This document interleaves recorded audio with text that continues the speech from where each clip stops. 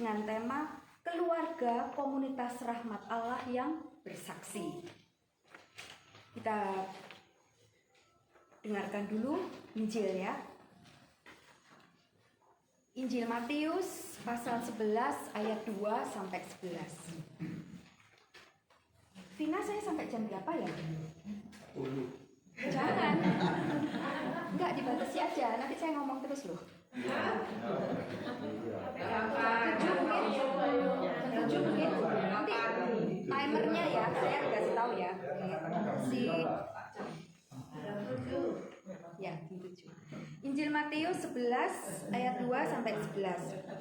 Di dalam penjara Yohanes mendengar tentang pekerjaan Kristus, lalu menyuruh murid-muridnya bertanya kepadanya, "Engkaukah yang akan datang itu, atau haruskah kami menantikan orang lain?"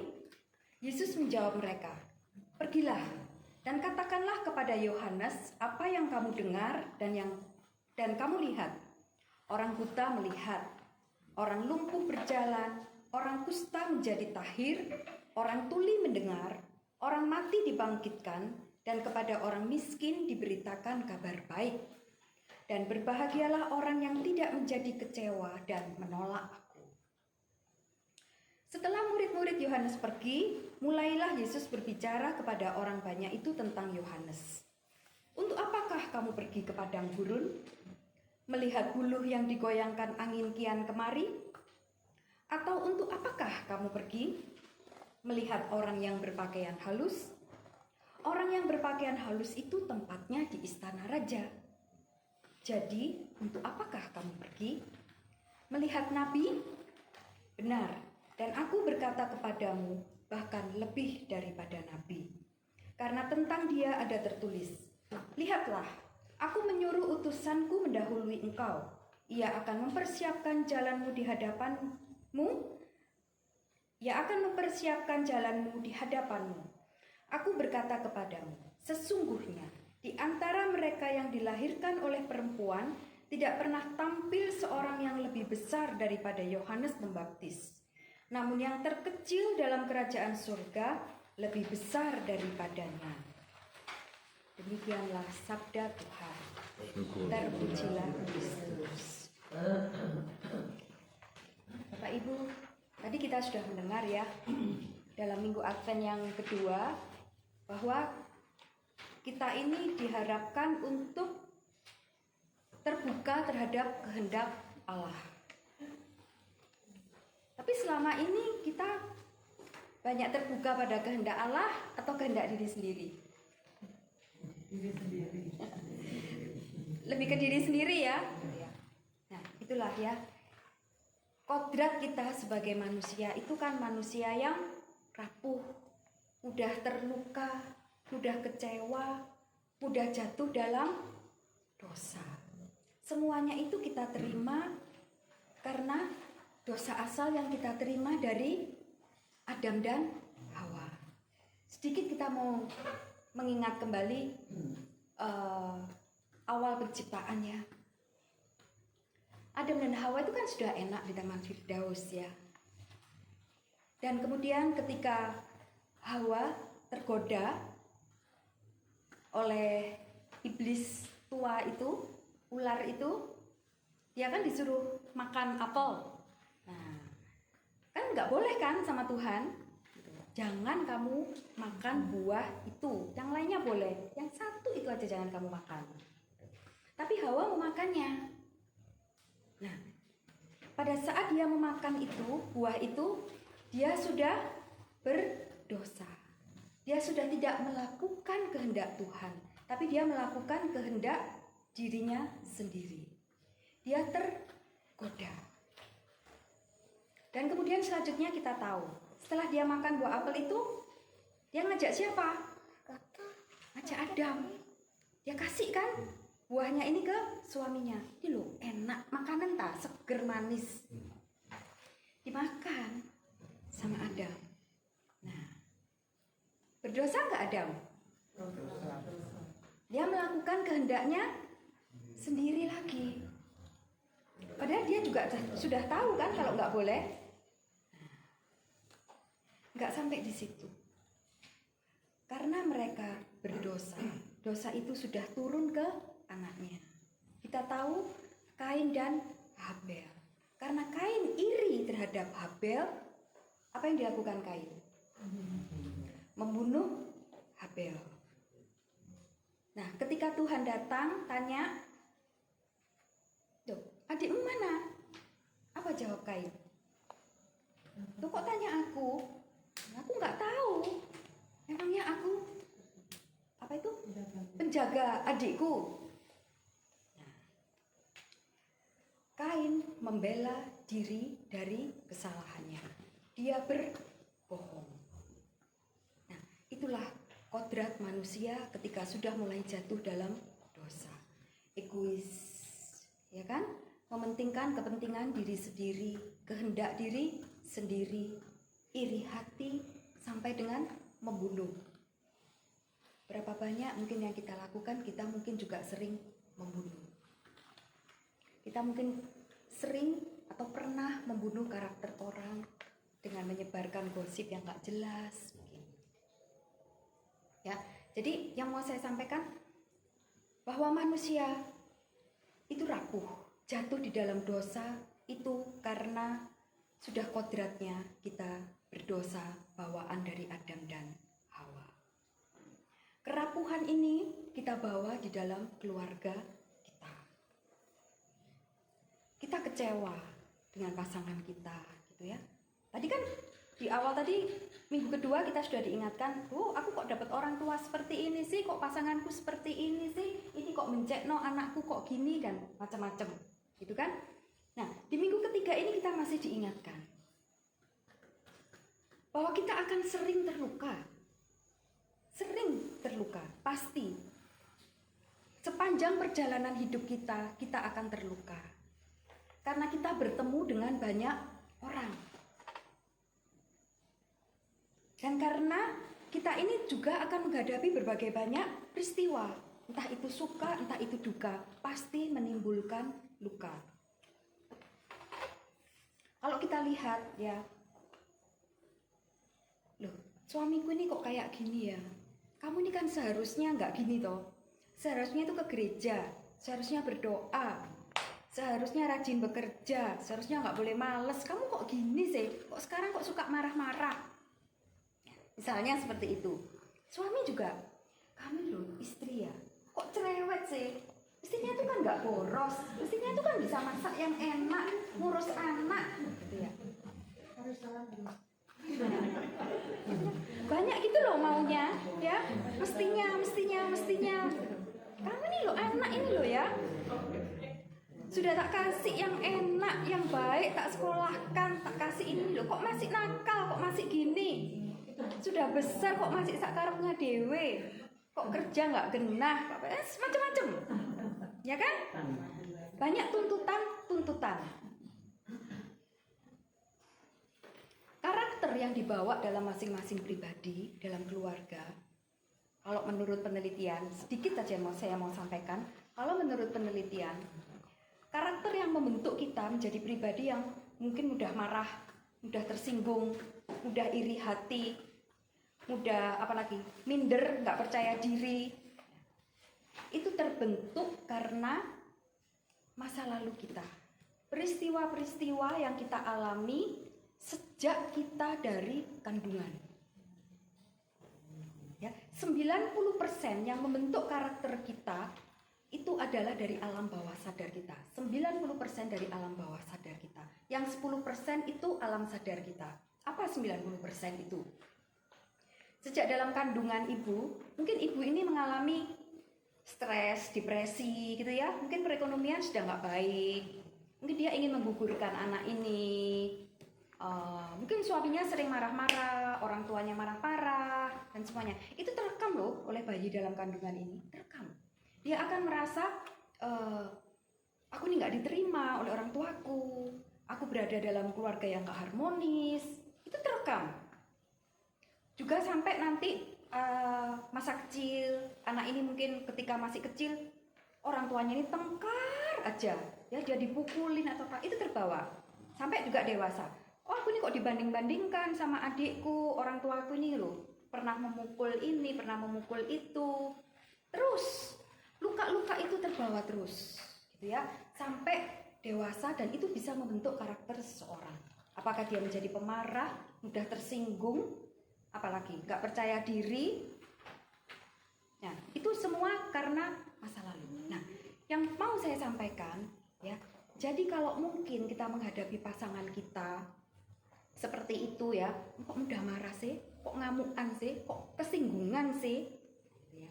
Nah, mungkin dia mengalami masa yang nggak baik pada waktu dia sejak dalam kandungan, atau mungkin masa kecilnya atau masa remajanya, kita kan nggak tahu. Nah, kalau kita ingat lagi, tuh, kenapa dia kok mengalami semua ini dalam kehidupannya? Kenapa orang tuanya memperlakukan seperti ini? Mungkin orang tuanya juga waktu itu kehidupannya nggak baik. Bagaimana dulu perlakuan dari kakek neneknya? Terus gitu loh. Jadi itu akan diturunkan. Gitu kan? Nah, rantai ini seperti rantai setan yang diturun-turunkan gitu ya. Nah, rantai ini harus diputuskan. Saya nggak akan bahas tentang luka batin ini ya, cuman sedikit aja gitu loh.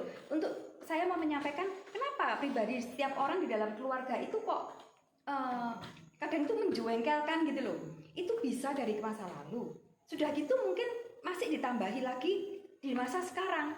Duh, pekerjaanku nih loh kok tahu-tahu kayak gini ya, kok tahu-tahu bangkrut ya misalnya gitu kan. Duh, kok tahu-tahu sakit gitu ya. Jadi kan permasalahan itu, makanya saya bilang tadi, permasalahan dalam perjalanan hidup kita ini akan terus ada. Luka-luka itu akan selalu ada.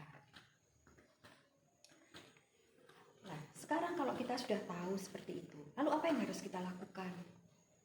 Ternyata pribadiku jadi seperti ini, aku ini juga nggak kudus-kudus amat. Aku ini kok ya ngamukan, kok ya kesinggungan. Suamiku, istriku kok ya seperti itu, anakku kok seperti ini. Ternyata itu banyak gitu loh faktor penyebabnya. Nggak bisa kita menghakimi gitu loh. Ini lah mestinya gini toh, mestinya gitu, mestinya gini, mestinya gitu. Lah kita sendiri, aku sendiri harusnya bagaimana? Gitu kan? Ketika kita tidak mampu menghadapi itu, kita nggak bisa merubah suami kita nggak bisa merubah istri kita nggak bisa merubah anak-anak kita. Yang kita butuhkan adalah rahmat dari Tuhan. Kita membutuhkan cinta dari Tuhan. Kita membutuhkan Tuhan memenuhi hidup kita, hati kita, pikiran kita. Kita perlu berdamai dengan diri kita sendiri.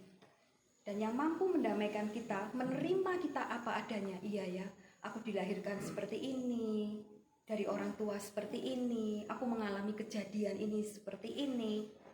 Tapi kita mau tetap percaya, di dalam setiap peristiwa kehidupan kita, enak nggak enak, Tuhan hadir. Tuhan ada di situ. Itu yang perlu kita ingat. Tuhan hadir, Tuhan ada. Dan Tuhan mencintai kita apa adanya. Ketika kita mampu menyadari bahwa Tuhan mencintai kita, mengasihi kita apa adanya, maka kita nggak akan menjadi pribadi yang protes terus itu loh. Kenapa sih aku kok gini? Kenapa sih suamiku kok gini? Karena kita sudah menerima cinta dari Tuhan. Kita menerima terang dari Tuhan. Ya, mungkin Tuhan membiarkan kejadian-kejadian buruk terjadi dalam hidup kita karena Tuhan ingin membentuk kita. Ingin kita menjadi pribadi yang lebih baik. Ingin supaya kita dekat kepada Tuhan. Kalau hidup kita enak-enak, kita males loh berdoa. Ya kan? Nah, yang mampu mengubahkan kita adalah cinta Tuhan. Kita dapat menerima cinta Tuhan pada saat kita berdoa, pada saat kita mendengarkan firman-Nya. Nah, sekarang kalau kita yang ada di sini ini sudah tahu, sudah paham gitu ya. Oh, jadi aku seperti ini karena masa laluku, karena memang aku ini yang egois, yang suka mau melakukan kehendakku sendiri. Ini nggak benar, nggak baik. Aku harus berubah. Tapi aku nggak mampu. Aku membutuhkan cinta dari Tuhan. Aku membutuhkan kuasa ilahi, kuasa adikodrati. Aku membutuhkan rahmat dari Tuhan. Membuka hati kita. Bagaimana caranya? Kita berdoa. Tuhan, ini aku. Pulihkan aku, sembuhkan aku, penuhi aku dengan cinta-Mu. Kita membutuhkan doa, kita membutuhkan firman Tuhan. Nah, dengan begitu kita kita bisa menjadi terang, bisa menjadi saksi bagi keluarga kita yang lain. Seperti lilin ini loh ya. Kalau kita ini ibaratnya lilin, ya. Kalau kita mau jadi terang, lilin ini harus apa? Harus nyala kan? Nah, harus nyala. Harus ada apinya. Nah, supaya ada apinya, lilin ini harus didekatkan ke apa? Ke sumber api, ya kan? Nah, kita butuh sumber api supaya lilin ini jadi terang. Nah, kalau kita ini mau jadi terang, sumber terangnya itu siapa? Sumber terangnya Tuhan. Sumber terangnya Yesus. Nah, kalau kita mau menjadi terang bagi keluarga kita, saksi bagi keluarga kita ini harus terang dulu kan? Nah, kalau gelap, kita mau jadi terang, tapi kitanya ini loh gak bawa terang, terus gimana bisa jadi terang? Gak bisa kan? Nah, kita mau jadi terang, kita mau menerima sumber terang itu yaitu Yesus. Karena itu tadi di Injil dikatakan,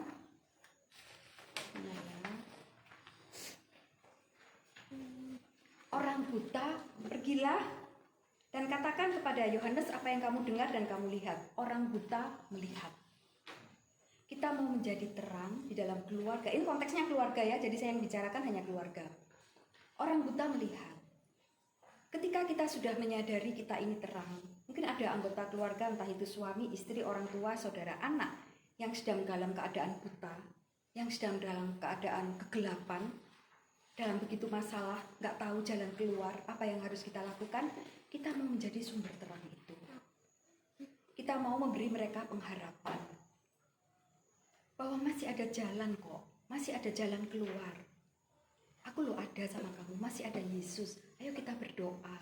Ya kita bisa menjadi terang untuk di tengah keluarga kita yang sedang dalam buta, dalam kegelapan. Karena itu temanya kan menjadi apa tadi? Saksi itu loh di dalam keluarga kan? Nah, kita mau menjadi saksi terang. Kemudian orang lumpuh berjalan. Nah, mungkin juga ada anggota keluarga kita sudah lumpuh nggak bisa berjalan, sudah lelah, sudah capek, ya. Duh, aku ini capek. Sakit gak sembuh-sembuh, aku ini capek, masalahku ini gak selesai, masalah di kantor mungkin, masalah apa, capek, putus asa. Kita mau jadi terang, kita mau memberi mereka pengharapan bahwa masih ada Yesus, jalan keluar pasti ada. Kita gak malah membiarkan atau gak malah nyalah-nyalahin gitu loh. Lah kamu nih kok bodoh sih, gak bisa tanya, nah ya tambah stres. Gitu kan? Nah, karena kita sudah ada terang, kita bisa membawa mereka itu kepada terang. Kemudian orang kusta menjadi tahir. Orang kusta itu kan ibaratnya seperti orang-orang yang mungkin ditolak, ya, dijauhi gitu loh. Mungkin ada anggota keluarga kita yang berbuat salah, gitu ya, berbuat salah amat sangat, gitu ya. Mungkin judi, wah sampai habis semua, kan jadi dimusuhi dengan anggota keluarga. Selingkuh mungkin, yang lagi ngetren ini ya. Terus apalagi, pokoknya banyak berbuat dosa gitu loh. Nah, jadi dia ini kan kalau ditolak oleh anggota keluarganya, dia tambah stres. Nah, kita mau menjadi terang, ya. Kita mau mendekati anggota keluarga kita yang seperti orang kusta, wah ini loh masih ada keluarga. Ya, kita mengasihi dia, membawa dia kepada jalan pertobatan. Kita menerima dia. Ya. Kemudian orang tuli mendengar. Orang yang kalau sudah kepala batu, keras kepala, itu nggak akan seperti orang tuli kan, nggak mau mendengarkan omongan orang gitu. Nah, kita bisa menjadi terang, menjadi saksi, kita bisa bicara baik-baik gitu loh. Ketika dia dalam keadaan baik, ayolah, kamu jangan keras kepala. Kenapa kamu begini? Apa? Ya bisa diajak omong gitu loh. Ya, itu. Dan kemudian orang mati dibangkitkan dan kepada orang miskin diberitakan kabar baik. Jadi pada intinya apapun juga yang nggak baik, yang orang itu mungkin sudah dijauhi aja, sudah kamu urus sono dewe masalahmu. Kita yang nggak mau tahu itu dengan keluarga kita. Di sini kita diajak, kita mau merangkul semua keluarga kita. Karena itu adalah keluarga yang diberikan Tuhan untuk kita. Itu adalah rahmat dari Tuhan. Nggak tahu istriku, suamiku ini ternyata kok kayak gini. Saya dulu nggak kayak gini loh. Ya itulah pemberian Tuhan yang harus kita cintai, kita kasihi, kita bawa mereka kepada Tuhan. Kita bawa mereka juga menjadi terang. Itu kan kalau masih gelap, ya kita senggoli terus gitu loh. Nanti lama-lama kan nyala toh lilinnya ini jadi terang toh. Ketiup angin, badai, pencobaan, godaan mati, ya kita ini kan terang terus toh. Karena kita kan selalu dekatnya ke sumber terang Tuhan. Ya kita terangi terus. Proses jatuh bangun nggak mudah, saya sudah ngalami. Nggak mudah, gitu ya. Tapi kalau saya kuat sampai hari ini, sampai saat ini saya berdiri di sini, cuma karena kekuatan dari Tuhan. Perjalanan hidup keluarga saya juga nggak mudah. Gitu ya. Tapi yang saya tahu, yang saya percaya, Tuhan mengasihi saya. Tuhan mencintai saya.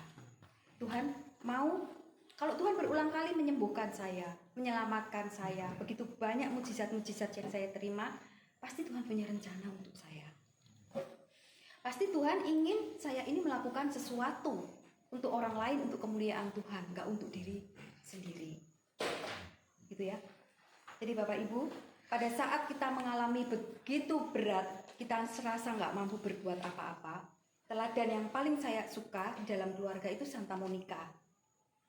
Semua pasti udah tahu ya Santa Monica ya. Suaminya itu kan jahatnya minta ampun ya. Si Patricius itu. Jahatnya setengah mati, suka KDRT ke Monica ini, ke Santa Monica. Mabuk-mabukan, main perempuan. Nah, apa yang bisa dilakukan Santa Monica? Kalau suaminya sudah marah-marah. Mau dinasehati, mau dibilang-bilangin, kamu kok gini sih, nggak boleh gini. Bukannya tangan ini nanti malah ya, bekerja ya. Tangan nggak puas, nanti kaki ikut bekerja. Gitu kan? Nggak bisa berbuat apa-apa Santa Monica kalau sudah dalam keadaan seperti itu. Apa yang bisa dia lakukan? Berdoa itu besar kuasanya. Kemudian nggak cukup suaminya aja loh. Siapa lagi dalam keluarganya? Anaknya, Santo Agustinus. Sekarang disebut Santo. Dulu waktu dia Agustinus itu, waduh, amit-amit jabang bayi. Kasihan Monica ini ya, sudah suaminya kayak gitu ya. Anaknya ini pesta pora, foya-foya, main perempuan, judi, mabuk. Pokoknya rusak itu loh. Rusaknya minta ampun. Sampai punya anak di luar nikah loh, Santo Agustinus ini. Coba bayangkan Monica itu. Kalau dia nggak dapat kekuatan dari Tuhan itu dari mana? Suaminya kayak gitu, anaknya kayak gitu lagi. Dan tapi dia terus berdoa, dia percaya Tuhan menyertainya. Waktu Tuhan yang terbaik. Akhirnya Patricius dia dapat menerima Tuhan. Dia diselamatkan di saat ajalnya. Dan Santo Agustinus dia bertobat sampai menjadi santo. Santo yang sangat terkenal, salah satu santo favorit saya. Karena dia pengenalannya begitu mendalam akan Tuhan. Dia yang tadinya itu ateis ya, nggak mengakui Tuhan itu, sampai bisa berkata, Tuhan, hatiku ini, jiwaku ini belum tenang sebelum beristirahat di dalam Engkau. Akhirnya dia menyadari, kebahagiaan hanya bisa ditemukan pada saat tinggal di dalam Tuhan. Dan Tuhan itu nggak jauh. Tuhan ada di dalam hati. Luar biasanya Agustinus. Dan semua itu karena apa? Karena doa seorang istri dan seorang ibu. Dan berapa lama pertobatan mereka itu? Sebulan, setahun, 2 tahun? Santa Monica itu mendoakan suami dan anaknya itu 20 tahun. Bahkan salah satu sumber ya, Romo, saya nggak nyebutkan namanya, pokoknya ada yang menyebutkan, itu nggak 20 tahunan, 40 tahun. 40 tahun Santa Monica mendoakan pertobatan suami dan anaknya. Kekuatannya dari mana? Hanya dari Tuhan. Jadi Bapak Ibu, kalau sekarang masih ada masalah di dalam keluarga, suami, istri, anak, saudara, kita sudah nggak bisa berbuat apa-apa kan? Gitu loh, sudah nggak bisa ngomong. Kalau ngomong nanti tangan apa ini piring melayang-layang kemana-mana loh. Yang bisa kita lakukan bertelut di bawah kaki Tuhan. biar Tuhan yang bekerja. Gitu ya. Ketika kita sudah nggak bisa berbuat apa-apa loh ya, kalau masih bisa diajak omong, diajak ke sana, di sini masih mau, ya puji Tuhan. Tapi kalau segala cara diupayakan sudah nggak bisa, biar Tuhan yang bekerja. Gitu ya. Jadi kekuatan kita ada di dalam doa. Kita mau menjadi saksi, mau menjadi terang di tengah kegelapan yang dialami keluarga kita. Itu minggu yang ketiga. Kita langsung masuk minggu keempat dulu ya. Minggu yang keempat ini temanya bersama Bunda Maria dan Bapak Yosef menantikan kelahiran Tuhan. Saya langsung masuk ke bacaannya ya. Bacaannya diambil dari Injil Matius 1 ayat 18 sampai 24. Kelahiran Yesus Kristus adalah seperti berikut. Pada waktu Maria, ibunya, bertunangan dengan Yusuf, ternyata ia mengandung dari Roh Kudus sebelum mereka hidup sebagai suami istri. Karena Yusuf suaminya seorang yang tulus hati dan tidak mau mencemarkan nama istrinya di muka umum, ia bermaksud menceraikannya dengan diam-diam. Tetapi ketika ia mempertimbangkan maksud itu, malaikat Tuhan nampak kepadanya dalam mimpi dan berkata, "Yusuf anak Daud, janganlah engkau takut mengambil Maria sebagai istrimu, sebab anak yang di dalam kandunganmu adalah dari Roh Kudus. Ia akan melahirkan anak laki-laki dan engkau akan menamakan dia Yesus, karena dialah yang akan menyelamatkan umatnya dari dosa mereka."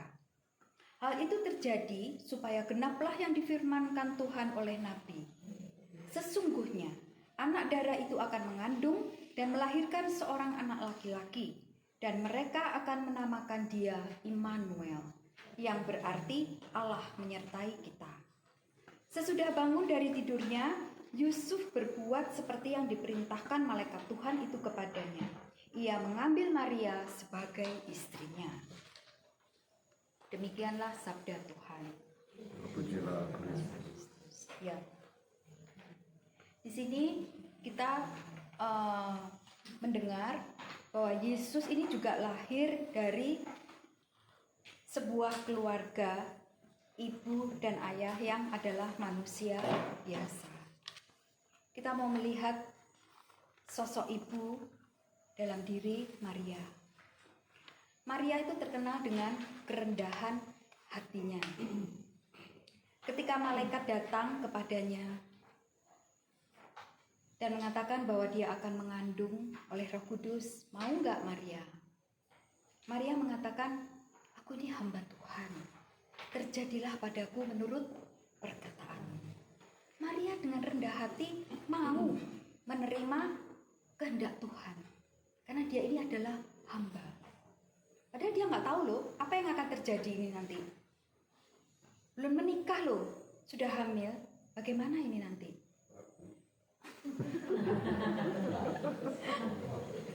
Ya, tapi Maria itu mau. Karena apa? Dia percaya kepada Tuhan. Ini adalah kehendak Tuhan. Kalau kehendak Tuhan itu pasti baik.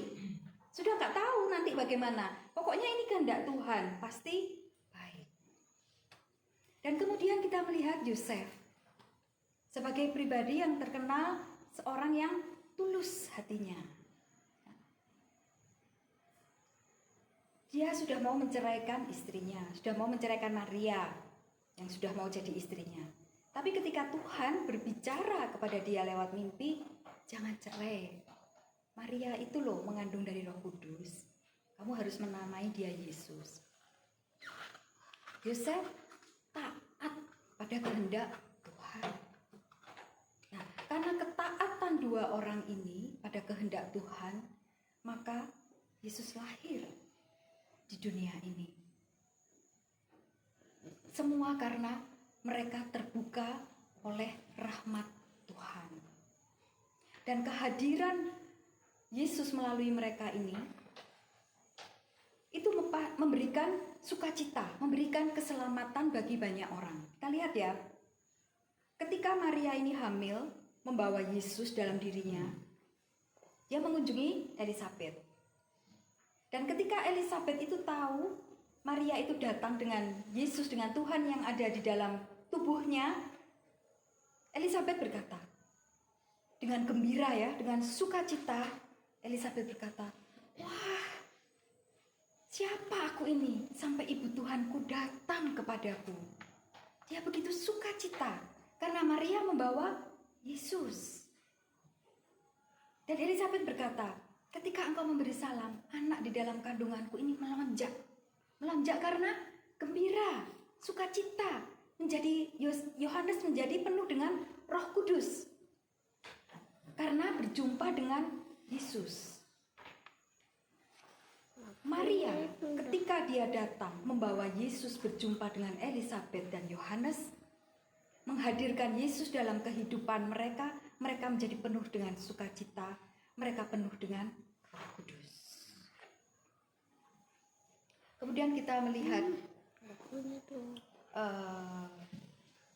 siapa? Yosef. Nah, ketika dia membawa Maria dengan Yesus untuk melahirkan di kandang, ya, bukan di rumah sakit loh ini, yang bersih, steril, di kandang, hina, kotor. Tapi kandang yang hina, kotor itu melahirkan Yesus. Dan para gembala datang. Maria dan Yosef menghadirkan Yesus kepada para gembala. Orang-orang kecil, orang-orang sederhana yang gak dipandang orang. Tapi ketika mereka berjumpa dengan Yesus, merekalah yang mewartakan keluar bahwa Tuhan ada di situ. Bahwa Tuhan itu loh mau lahir di dalam kandangnya, di dalam diri orang-orang kecil. Tuhan mau. Itu kabar gembira bagi orang-orang kecil. Kemudian ketika Yesus hadir, para Majus datang. Ketika dia bertemu dengan Yesus, mereka mendapat mimpi yang mengatakan, kamu jangan pulang lewat jalan yang sama, lewat jalan yang lain. Perjumpaan dengan Yesus membawa mereka pulang tidak melalui jalan yang sama, tapi melalui jalan yang lain. Itu adalah simbol. Maksudnya apa? Kalau kita sudah bertemu dengan Yesus, kita akan meninggalkan manusia kita yang lama. Kita akan meninggalkan jalan-jalan kita yang lama, menuju kepada jalan yang baru. Menuju jalan yang penuh cinta, penuh pertobatan, penuh kasih. Karena kita sudah berjumpa dengan Tuhan. Kemudian lagi, ketika Yesus dipersembahkan dalam bait Allah, di sana itu kan ada Hana dan Simeon. Mereka ini loh yang berpuluh-puluh tahun itu menunggu supaya bisa bertemu dengan Yesus, supaya bisa bertemu dengan Mesiasnya. Ketika Yesus dipersembahkan dalam bait Allah dan mereka bertemu dengan Yesus, mereka sudah merasa tenang, damai. Mereka pulang. Yang tadinya itu biasanya itu sehari-harian di bait suci nunggu kedatangan Yesus. Ketika sudah berjumpa dengan Yesus, mereka merasa damai, tenang. Mereka pulang. Perjumpaan dengan Yesus memberi kedamaian, memberikan ketenangan. Mereka bisa pulang menjalani kehidupan mereka sehari-hari karena percaya Tuhan sudah hadir, Tuhan sudah ada. Tuhan Immanuel beserta kita. Jadi yang mau disampaikan di dalam Advent yang keempat ini, mari kita mau menyadari Tuhan Yesus itu Immanuel. Dia ada beserta kita. Pada saat kita menyadari Tuhan ada bersama kita di dalam diri kita ini loh, ya, maka mari hidup kita ini juga mau membawa orang lain kepada perjumpaan dengan Yesus melalui kita. Karena Allah itu Immanuel beserta kita, Dia Allah yang setia. Saya tutup dengan sebuah cerita. Ini kesaksian dari orang lain ya, bukan kesaksian dari saya. Sudah sering saya ceritakan, tapi saya nggak bosen-bosennya karena ini sangat bagus. Ada sepasang suami istri. Sebut saja namanya David, ya, namanya David suaminya ini. Dia orang yang sangat saleh, rajin ke gereja, baik, mencintai istri dan anak-anaknya, tanggung jawab, pekerjaannya baik, dia bankir di sebuah bank. Pokoknya kehidupannya itu perfect, sempurna. Ya. Suatu hari dia mau berangkat kerja, lalu ternyata dia lupa, ketinggalan sesuatu gitu loh. Dia kembali masuk di dalam rumah. Ternyata dia mendengar istrinya ini lagi telepon, gitu ya. Lagi telepon dengan laki-laki lain. Rupanya lagi gombal-gombalan. Ya, lagi gombal-gombalan. Ya. Terus kan suaminya ini terkejut gitu ya. Kok gombal-gombalan sama siapa? Terus dia pura-pura nggak tahu, Beberapa hari dia nunggu istrinya ini mau cerita sama dia, tapi nggak cerita juga. Akhirnya ditanya, loh kamu ini lagi ketemu sama lagi menjalin hubungan dengan pria lain atau gimana? Enggak, dia nggak ngaku. Tapi suaminya tahu dia selingkuh. Lalu suaminya ini, si David ini menemui seorang suster dan minta tolong. Apa yang harus aku lakukan? Tetaplah berdoa, tetaplah pergi ke gereja setiap hari. Itu yang dilakukan David. Tapi istrinya nggak kunjung berubah juga. Waduh, sudah sampai nangis-nangis David ini. Setiap hari dia tuh nemui suster ini. Setiap minggu ditemui di gereja, doakan. Kalau datang ya didoakan sama susternya. Sudahlah, pulang. Percaya, serahkan semuanya kepada Tuhan. Dia berdoa, Tuhan, sakramen pernikahan ini kan kudus. Sakramen pernikahan ini agung di matamu. Engkau yang mempersatukan kami, Engkau yang memberkati kami, Engkau yang menguduskan kami. Dan aku percaya Engkau menyertai pernikahanku. Masa aku mesti cerai? Ya, itu yang dia doakan. Kemudian dengan pergumulannya yang luar biasa sampai beberapa lamanya, akhirnya istrinya ini bertobat. Dia mau putus dengan pacarnya yang itu, mau kembali kepada suaminya. Tapi pada saat istrinya ini mau kembali kepada suaminya, ketahuan kalau istrinya ini hamil. Hamil dengan siapa? Pacarnya itu. Nah, gimana ini? Ya, padahal suaminya sudah mau nerima loh. Wah, galau lagi si David ini. Tapi apa? Susternya ini bilang, serahkan semuanya kepada Tuhan. Tuhan memampukan engkau. Terima dia jadi anakmu. Mudah? Sulitlah nerima anaknya orang lain. Tapi dia terus berdoa. Satu yang dia pegang, pernikahanku ini kudus. Pernikahanku ini suci. Tuhan menyertai. Dan akhirnya dia bisa menerima anak ini. Dan kemudian lama setelah itu, 7 tahun dia nggak ketemu suster ini. Suatu saat dia ketemu suster ini, dia menggendong anak perempuan cantik. Dia berkata kepada suster, Suster, Tuhan itu luar biasa. Aku mencintai anakku. Dia mirip kan kayak aku, dia cantik. Tuhan, suster, satu yang saya tahu sekarang, saya percaya, Tuhan itu setia. Itu yang dia pegang, ya, dalam perjalanan hidupnya. Tuhan setia, menyertai dia. Mari Bapak Ibu, kita mau tetap setia di dalam apa yang sudah kita terima, apa yang harus kita lakukan, status hidup kita apapun yang sudah kita tetapkan dalam kehidupan kita mau tetap setia. Menjadi istri, jadi ibu, jadi anak, kita mau tetap setia. Meskipun sekarang ini loh lagi nggak enak, mungkin ya, lagi nggak enak, nggak bisa, aku nggak kuat, macam-macam gitu, nggak kuat, nggak bisa. Tapi percaya, ketika kita setia, Tuhan itu setia. Lebih lagi, ketika kita tidak setia, Tuhan tetap setia. Dari mana kekuatan kita dalam menghadapi pergumulan hidup? Sekali lagi, dari sumber terang yaitu Tuhan. Saya tahu nggak mudah, jatuh bangun pasti. Tapi yang mau kita pegang apa? Janji Tuhan yang adalah ya dan amin. Semua pasti akan indah pada waktunya. Meskipun secara secara manusiawi tuh nggak mungkin gitu loh. Nggak mungkin, mustahil, nggak kuat Tuhan. Nggak bisa, ini suamiku ini nggak karu-karuan, nggak bisa. Istriku ini nggak bisa. Wes anakku nggak bisa, tak usir aja wes anakku, nggak bisa. Lo ada loh, ada. Ya, jadi mari kita yang semakin mau mendekati Natal, kita mau semakin hidup dalam pertobatan. Kita percaya Tuhan Yesus hadir di dalam kehidupan kita.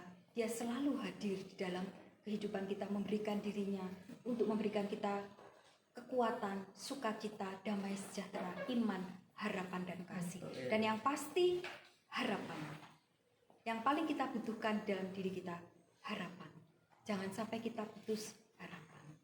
Harapan kita hanya di dalam Tuhan. Pas ya jam 7 loh, Vin.